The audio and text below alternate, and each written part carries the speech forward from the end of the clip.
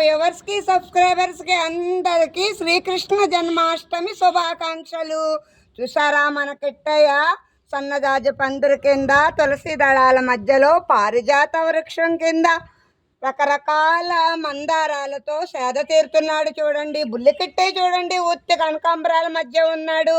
కిట్టయ్యకి ఎంతో ఇష్టమైన మధురమైన కమ్మనైన మెత్తనైన వెన్న కుచేలుడు అంటే చాలా ఇష్టం కదండి కిట్టయ్యకి. అందుకని అటుకులు బెల్లం రోజు నేను నైవేద్యంగా పెడతాను. అలాగే ఈరోజు కూడా కిట్టయ్యకి పెట్టానండి.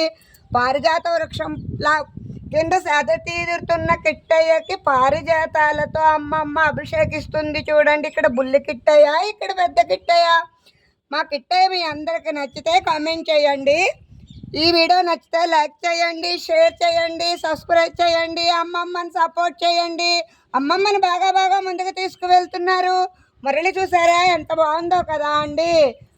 పిల్లన్న గ్రోవికి నిలువెల్ల గాయాలు, అల్లన్న మ్రోవిని తాకితే గేయాలు. ఉంటాను, బాయ్ బాయ్.